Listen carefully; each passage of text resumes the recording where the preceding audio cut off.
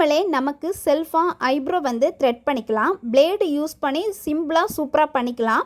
ஆனால் பிகினர்ஸாக இருந்தீங்கன்னா ஃபஸ்ட்டு நீங்கள் உங்களுடைய காலில் இருக்கிற ஹேர்ஸை வந்து இந்த மாதிரி மெதுவாக வந்து ரிமூவ் பண்ணி பழகணும். ஃபஸ்ட்டு நீங்கள் எடுத்ததுமே உங்களுடைய ஐப்ரோவில் வந்து த்ரெட் பண்ணக்கூடாது. இந்த மாதிரி காலில் இருக்கிற ஹேர்ஸ் வந்து நீங்கள் ரிமூவ் பண்ணி பழகிறப்போ அந்த பிளேடு வந்து எந்த மாதிரி பிடிக்கணும்னு சொல்லிட்டு உங்களுக்கு ஈஸியாக தெரிஞ்சுப்பீங்க. அதனால தான் இந்த மாதிரி ஃபஸ்ட்டு நீங்கள் வந்து ரிமூவ் பண்ணி பழகணும்.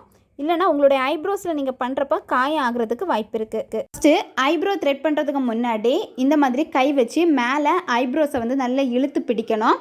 அப்போந்தான் இந்த ஹேர் வந்து ஈஸியாக ரிமூவ் ஆகி வரும். பிளேடு யூஸ் பண்ணுறப்போ ஃபஸ்ட்டு நீங்கள் புதிய பிளேடு தான் யூஸ் பண்ணணும். இதுக்கு ஓல்டு பிளேடு யூஸ் பண்ணக்கூடாது. இந்த மாதிரி மெதுவாக வச்சு இழுத்தாலே போதும். உங்களுக்கு கொஞ்சம் கொஞ்சமாக ஹேர்ஸ் வந்து ரிமூவ் ஆகும். அதே மாதிரி ஸ்டார்டிங் எடுத்ததுமே ஃப்ரண்டில் இருக்க ஹேர்ஸ் ரிமூவ் பண்ணக்கூடாது. இந்த மாதிரி சைடில் இருக்க ஹேர்ஸ் தான் ரிமூவ் பண்ணணும். இந்த மாதிரி நீங்கள் மெதுவாக எடுத்தாலே போதும். உங்களுடைய அந்த ஐப்ரோஸில் இருக்கிற முடி வந்து ஈஸியாக கட் ஆகும். நெக்ஸ்ட்டு ஐப்ரோக்கு கீழே இருக்கிற இந்த ஹேரை ரிமூவ் பண்ணுறப்போ இதே மாதிரி தான் மேலே வந்து ஹேண்ட் இந்த மாதிரி வச்சுட்டு மேலே இழுத்துட்டு தான் கீழே இருக்க ஹேர்ஸை வந்து மெதுவாக இந்த மாதிரி நீங்கள் வந்து கட் பண்ணணும். ஏன்னா அப்போ தான் உங்களுக்கு ஈஸியாக கட் பண்ண முடியும். இந்த கை வச்சு மேலே இழுத்து அழுத்தம் கொடுக்குறப்போ தான் இந்த ஹேர்ஸை வந்து ஈஸியாக ரிமூவ் பண்ண முடியும். இந்த ஃபார்மேட்டில் தான் நீங்கள் இது பண்ணணும். நெக்ஸ்ட்டு இந்த மாதிரி ஐப்ரோ ப்ரஷ் இருந்துச்சுன்னா இந்த மாதிரி சீவி மேலே விடணும். அப்போ நமக்கு இன்னும் தெரியும் எங்கேயாவது அந்த ஷேப் வராமல் இருந்துச்சுன்னா அன்வாண்டட் ஹேரை வந்து ரிமூவ் பண்ணுறதுக்கு. நெக்ஸ்ட்டு ஃப்ரண்டில் இருக்கிற இந்த குட்டி குட்டி ஹேர்ஸை வந்து கட் பண்ணணும். இந்த மாதிரி மேலே இழுத்து அழுத்தி பிடிச்சிட்டு கொஞ்சம் கொஞ்சமாக இந்த ஹேர்ஸை வந்து மெதுவாக நீங்கள் வந்து ரிமூவ் பண்ணால் போதும். ஈஸியாக வரும். எவ்வளோ ஷார்ப்பாக இருக்குன்னு பாருங்கள் பிளேடு. ஹேர்ஸும் வந்து ஈஸியாக கட் ஆகுது. கீழே இருக்கிற ஹேர்ஸ் எல்லாம் ரிமூவ் பண்ணதுக்கப்புறமா ஃப்ரண்டில் வந்து இந்த மாதிரி ஹேர்ஸ் இருக்கும் இந்த சைடில் எல்லாமே.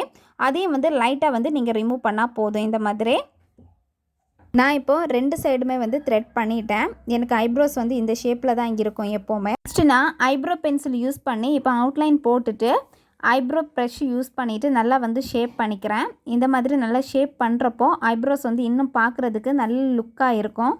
ஐப்ரோஸ் வந்து இந்த மாதிரி ப்ரஷ் யூஸ் பண்ணுறப்போ கீழே இருந்து மேலே இந்த மாதிரி தான் எப்போவுமே வந்து சீவணும்.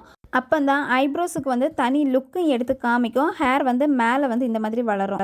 ஃபைனலாக என்னுடைய ஐப்ரோஸ் வந்து இந்த மாதிரி தான் இருக்குது. ஸோ ரொம்ப சிம்பிளான மெத்தட் தான். ஸோ பிகினராக இருந்தீங்கன்னா கண்டிப்பாக நான் வந்து ஃபஸ்ட்டு சொன்ன மெத்தடு நீங்கள் பண்ணிவிட்டு அதுக்கப்புறமா வந்து ஐப்ரோ வந்து த்ரெட் பண்ணிக்கோங்க. ஓகே கைஸ், இந்த வீடியோ உங்களுக்கு பிடிச்சிருக்குன்னா மறக்காமல் லைக் பண்ணுங்கள், கமெண்ட் பண்ணுங்கள், உங்களுடைய ஃப்ரெண்ட்ஸுக்கும் வந்து ஷேர் பண்ணுங்கள்.